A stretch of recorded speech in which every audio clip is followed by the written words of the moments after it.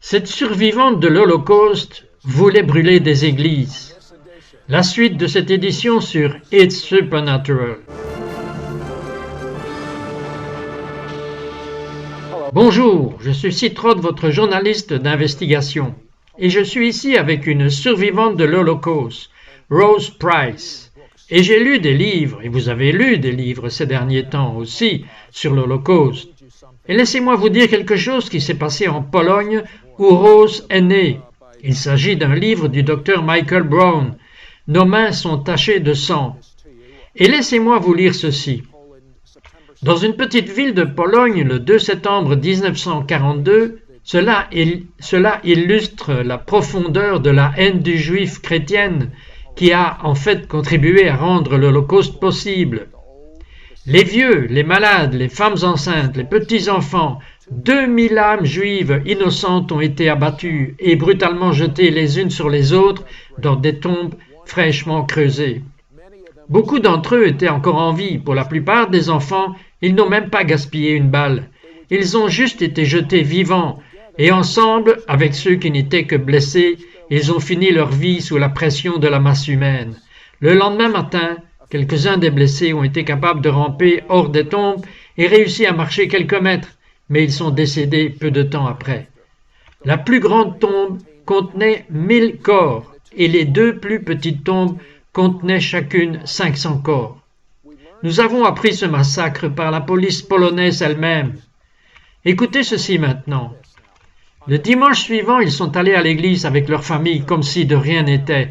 Ils n'ont ressenti aucun sentiment de culpabilité. Après tout, ils ne faisaient qu'assassiner des Juifs avec la bénédiction de leur prêtre qui s'enflammait sur leur chair le dimanche.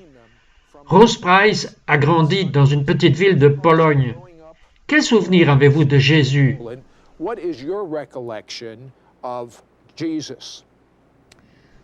Il y a beaucoup de bleu sur mon corps dans le nom de Jésus. J'ai été frappé à la tête avec une croix, avec Jésus dessus, par un prêtre en habit, et mon crime était que j'avais marché sur le trottoir où se trouvait l'église.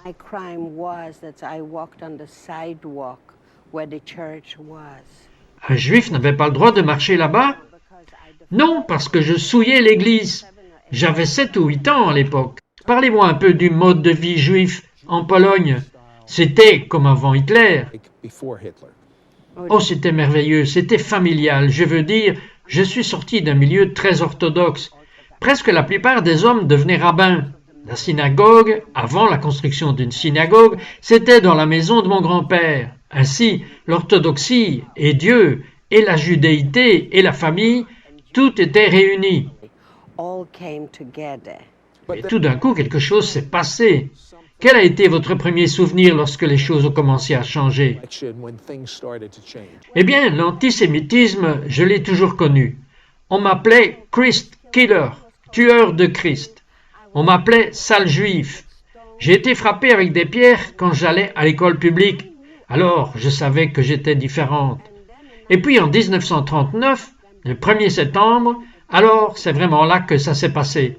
C'est alors que l'Allemagne a envahi la Pologne. Et en peu de temps, nous avons été expulsés de l'école. Nous avons été expulsés. Qu'est-ce qu'on vous a dit quand on vous a jeté en dehors de l'école? En fait, on nous a dit de ne jamais revenir. Comme vous, les Juifs, ne revenez plus à l'école. Et la prochaine chose, c'est qu'on a été jetés de chez nous dans le ghetto.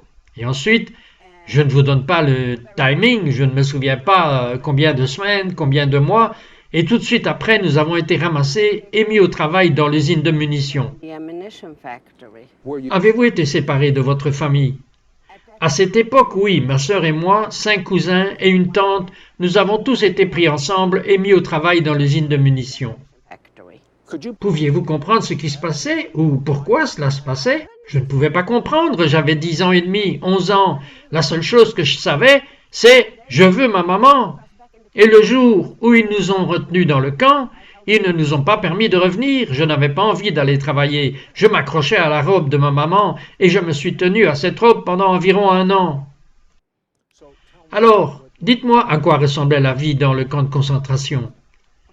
Oh Seigneur, eh bien, nous avons travaillé, parfois on faisait le tour de l'horloge. Nous étions constamment battus.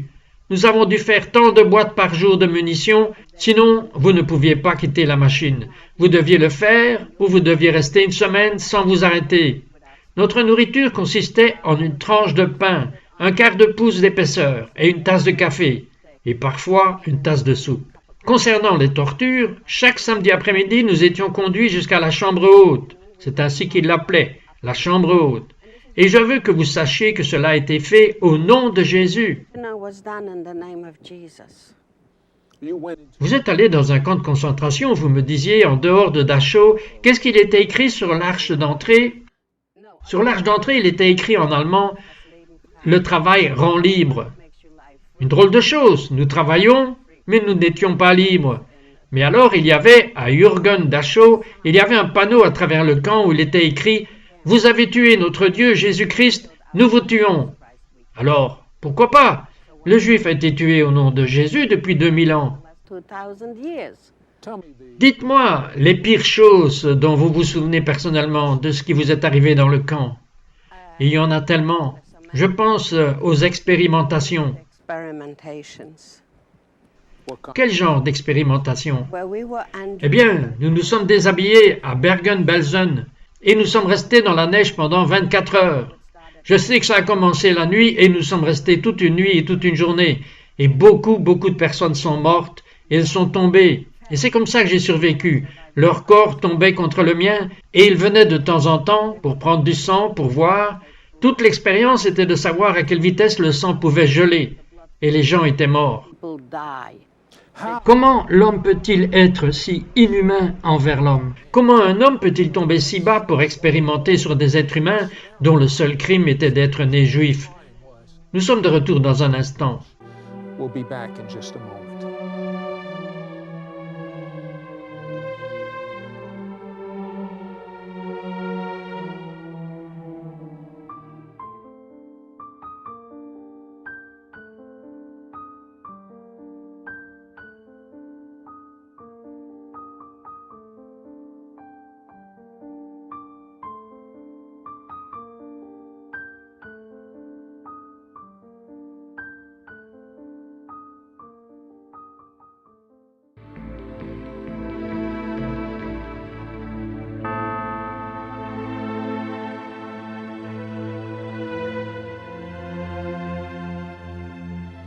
Bonjour, c'est Trott, votre journaliste d'investigation. Je parle avec Rose Price, une femme juive qui a traversé le camp de concentration d'Hitler. Rose, vous expliquiez comment vous aviez si peu de nourriture et il y a eu un jour dans le camp où ils avaient des betteraves sucrières, mais vous n'aviez pas le droit d'en avoir. Que s'est-il passé? Eh bien, je les extrayais du sol, mais vous n'aviez pas le droit d'en manger. Non, mais j'en ai volé, c'est là que j'ai appris à voler. Et nous traversions les gardes, et s'ils nous attrapaient, nous étions battus ou tués. Ou si vous aviez de la nourriture, parce que à Bergen-Belsen, il n'y avait pas de nourriture. Et il m'a regardé, et je suppose que le garde savait que je l'avais fait, parce que tout d'un coup, j'étais grosse au milieu, et j'avais une ficelle attachée autour. Et il m'a laissé partir. Pourquoi? Je ne sais pas. Je ne sais pas, mais c'était un miracle qu'il ne m'ait pas tué. Parce qu'il savait que j'avais des betteraves sucrières. Il y a une fois où vous avez été puni, on vous a mis dans l'eau des égouts. Oui, je traversais le camp, et vous savez, le commandant s'asseyait, il tirait sur n'importe qui marchait, ou qu'il pouvait frapper. Et nous traversions le camp à pied. Et je souriais. Je ne sais pas pourquoi j'étais souriante. Et parce que je souriais, ils m'ont mis dans un réservoir d'égouts vivante. Et j'ai dû rester là 24 heures sur 24 sur mes orteils parce que les égouts continuaient à venir. Et si j'avais été sur mes pieds, j'aurais été noyé. Jusqu'à aujourd'hui, j'ai encore beaucoup de mal avec certaines odeurs. Certaines odeurs me rendent très malade. Rose, les gens intelligents, soi-disant des gens intelligents, des docteurs, affirment que 6 millions de Juifs ne sont pas morts dans l'Holocauste. Il n'y avait pas de gaz. Que leur diriez-vous? Ok, j'ai une question pour eux. Où étais-je pendant 5 ans, à partir de 1940, début 40 jusqu'en 45, en mai? Je pourrais leur dire où j'étais. J'étais dans 6 camps différents. Les conteneurs de gaz, l'épreuve ouverte à Auschwitz ou l'épreuve ouverte à Treblinka, et s'ils lisent un peu, ils pourraient aller dans l'histoire et voir que le commandant d'Auschwitz est allé à Treblinka pour apprendre comment tuer rapidement avec combien de gaz. Il y a eu jusqu'à 10 000 personnes par jour qui ont été gazées. C'est à cette vitesse-là que cela fonctionnait. Où sont mes parents? Où est ma petite sœur? Elle avait 6 ans, et je viens de découvrir l'année dernière comment elle est morte. Et oui, ça fait mal, parce qu'elle a été enterrée vivante. Elle creusait du sable à Treblinka avec d'autres petits-enfants, et la couche supérieure leur est tombée dessus, et ils ne les ont jamais sauvés. Et ma maman devait se tenir debout et regarder son petit bébé mourir, étouffé. Donc quiconque me dit qu'il n'y a pas eu d'Holocauste, demandez-leur de répondre à cette question. Et à ce moment-là, quel était votre sentiment à propos de Dieu, que vous avez tant aimé en tant qu'enfant dans le judaïsme? Je ne supportais pas d'être près d'une personne pieuse parce que je disais qu'il n'y a pas de Dieu, aucun Dieu d'amour. Ce que ma mère m'avait appris n'aurait pas permis à cet enfer d'arriver, et j'ai abandonné Dieu complètement et totalement. Et un miracle s'est produit, vous avez survécu. Pourquoi pensez-vous avoir survécu? Comment avez-vous survécu et tant d'autres non? Eh bien, pendant de nombreuses années, j'ai posé la même question. Pourquoi Dieu m'a-t-il sauvé? Parce que je me sentais tellement coupable de survivre. Il y avait des gens plus dignes que moi de survivre. Et quand vous êtes sorti de ce camp de concentration, vous vouliez littéralement incendier des églises. Pourquoi? Parce que Jésus est là. J'ai assez souffert au nom de Jésus.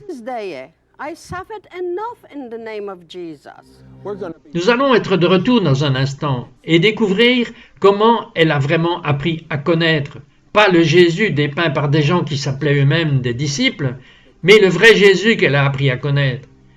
Nous revenons tout de suite après ceci.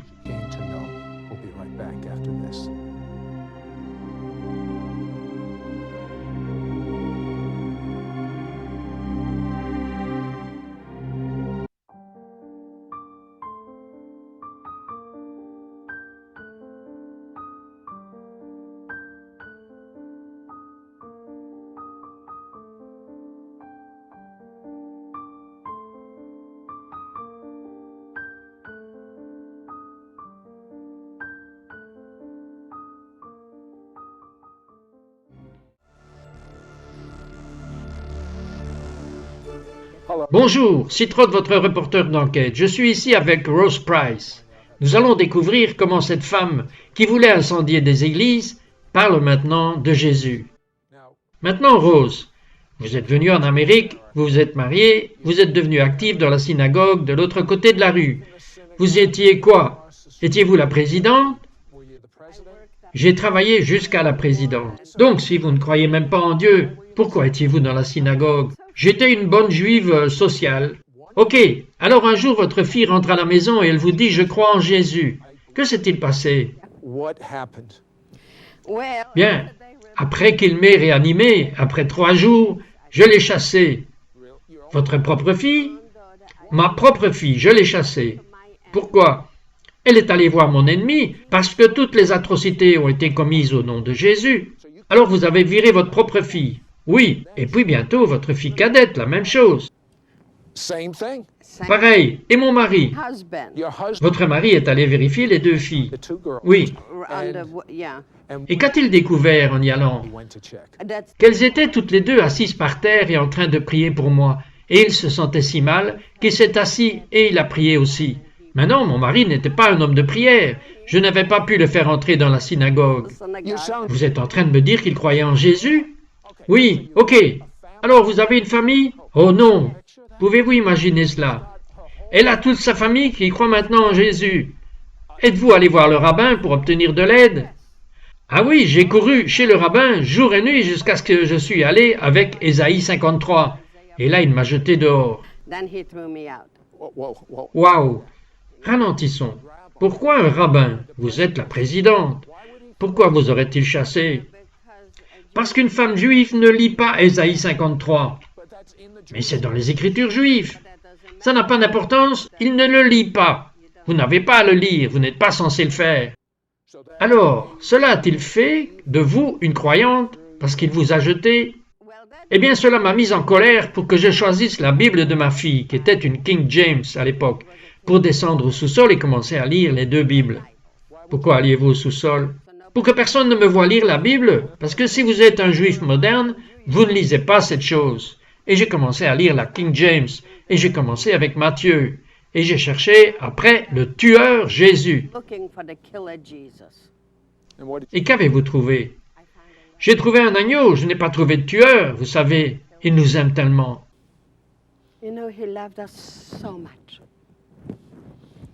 Et puis vous avez été invité. Un homme très riche vous a invité dans sa maison pour une fête. Oui, c'est vrai, c'était son anniversaire. Pour son anniversaire. Et il vous a vu dans une autre pièce, il s'est approché, il a commencé à vous parler. Qu'est-il arrivé? Eh bien, il voulait prier pour moi, et j'ai dit, personne ne prie pour moi ou autour de moi. Il a dit, cela vous dérange si je prie? Et j'ai dit, je ne m'occupe pas si vous vous tenez debout sur vos pieds ou sur votre tête, c'est votre maison. Les moquettes étaient assez épaisses. Et cet homme a commencé à prier. Et Debbie a commencé à prier. Et tout d'un coup, je ne savais plus où j'étais, de 10 heures du soir à 2 heures du matin. Mais quand je suis revenu à moi, je me suis senti différente. La seule chose dont je me souviens, c'est qu'une grosse, lourde pierre a roulé de mon dos. Et puis pendant 6 mois, je me suis promené comme avec une double personnalité. Et je me disais, oui, je crois, non, je ne crois pas, je ne peux pas, je ne peux pas, je ne peux plus lutter contre ça. Et puis je suis allé dans mon placard, au sens propre, je suis entré dans mon placard et j'ai dit, tu me trouves toi-même maintenant, je ne peux plus être divisé. Et il a fait ses preuves. Il est le Messie. Il est le Messie juif. En quoi diffère-t-il du Jésus que vous pensiez qu'il était? Ce n'est pas un tueur, il ne me déteste pas, il m'aime, il est mort pour moi. Nous avons tous besoin d'un sacrifice sanglant. Et puis j'ai invité Rose à aller à Berlin en Allemagne avec moi, parce qu'il y avait un rassemblement de chrétiens. Et ils m'ont demandé de trouver un orateur. J'ai suggéré Rose Price, mais elle ne voulait pas y aller. Pourquoi ne vouliez-vous pas y aller, Rose? Pour retourner dans cette terre maudite, en Allemagne? Parler du pardon? Allez maintenant, ayez pitié de moi. Mais vous et votre mari, et moi, étions dans cet avion qui se dirigeait vers Berlin. Oh, c'était un long vol en avion, c'était difficile. Mais vous savez quelque chose? Lorsque vous êtes allé dans ce grand stade, et c'était le stade au fait où Hitler a dit qu'il gouvernerait pour toujours. Et dans ce stade, là, des drapeaux juifs flottaient. De jeunes chrétiens, des chrétiens allemands. Écoutez ceci, des jeunes chrétiens allemands avec des vedettes juives. Quel effet cela vous a-t-il fait? Bien sûr, parce que j'avais décollé mon étoile. Vous avez enlevé la vôtre et nous sommes partis en Allemagne.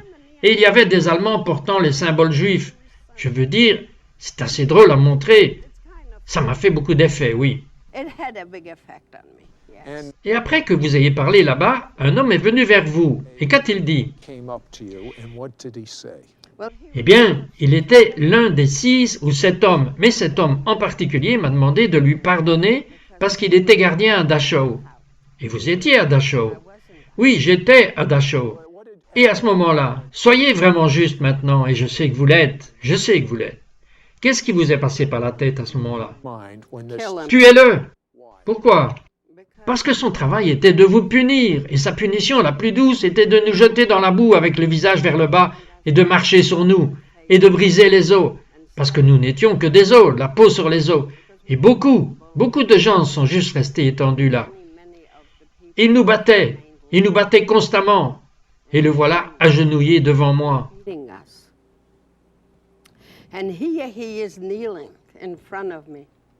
Et qu'est-ce qu'il vous demandait? De lui pardonner. Et je me suis dit, te pardonner, je vais t'envoyer où tu voulais que j'aille. Je veux dire, c'est très simple. Je ne me souvenais même pas que je venais de parler de non-pardon. J'étais tellement à moitié consciente. Je ne savais qu'une chose, que ce gars m'avait frappé, que ce gars m'avait fait mal, et je dois lui briser le cou. Et c'est l'occasion que j'ai. Et j'ai tendu les mains, et puis le Seigneur m'a juste pris les mains et les a écartées. C'est alors que Peter, le neveu de Corrie ten Boom, m'a surnommé la Corrie ten Boom juive, quand il a vu mes mains reculer. Alors vos mains sont revenues. Oui, elles sont venues par ici. Et puis, que s'est-il passé? The man L'homme s'est levé et j'ai dit quelque chose en allemand pour la première fois, car je ne parle pas allemand. J'ai dit « Ok, je vous pardonne ». Mais je ne le pensais pas vraiment. Il m'a fallu du temps pour apprendre à pardonner. Mais je peux dire maintenant que je pardonne totalement. Pas seulement aux Allemands, mais aussi aux Polonais. I totally forgive. Not just the Germans, but also the Polish. How can Comment pouvez-vous faire cela, Rose? Vous avez perdu près d'une centaine de membres de votre famille. Comment pouvez-vous faire cela? you do that? Rose Rose Price ne peut pas. Mais Rose Price, dans le Seigneur, doit. Et j'avais pris une décision de servir le Seigneur, pas moi. Et si je sers le Seigneur, je dois le servir comme il veut que je le fasse. Je suis retourné en Pologne, dans le pardon.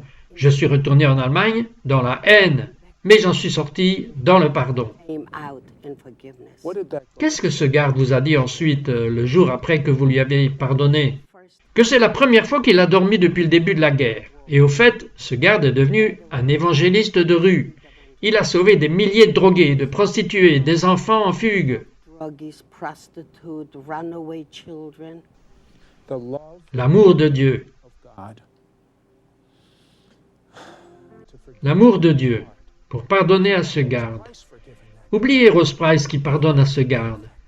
Dieu a pardonné à ce garde. We humans Vous voyez, nous les humains, pourrions avoir du mal à pardonner, mais Dieu nous aime tous de la même manière. Vous savez, quand vous entendez la phrase « Il est un bon Dieu », c'est vrai. Lorsque vous entendez la phrase « Il ne fait pas exception de personne », ce qui signifie qu'il vous aime autant qu'il aime Rose Price, autant qu'il m'aime. Il a tellement d'amour que s'il pouvait prendre ses bras en ce moment, et il le veut dans son esprit, et juste vous embrasser, il suffit de mettre ses bras autour de vous. Si vous voulez pleurer, vous pouvez pleurer. Si vous voulez lui dire ce qui vous fait mal, vous pouvez lui dire ce qui vous blesse. Il est réel, il tient à vous. Il a un but pour votre vie. Dites, Jésus, je suis un pécheur. S'il te plaît, pardonne-moi, viens en moi, rends-moi à Dieu le Père, et il vous donnera son amour qui vous permettra de pardonner, vous permettra d'être libre, vous permettra d'avoir un but, vous permettra d'avoir un destin, vous permettra d'avoir de la joie dans cette vie, et vous permettra d'avoir le shalom, la paix dans cette vie, vous permettra d'avoir un destin, un but, un but. Il y a un but pour votre vie. There's a purpose for your life.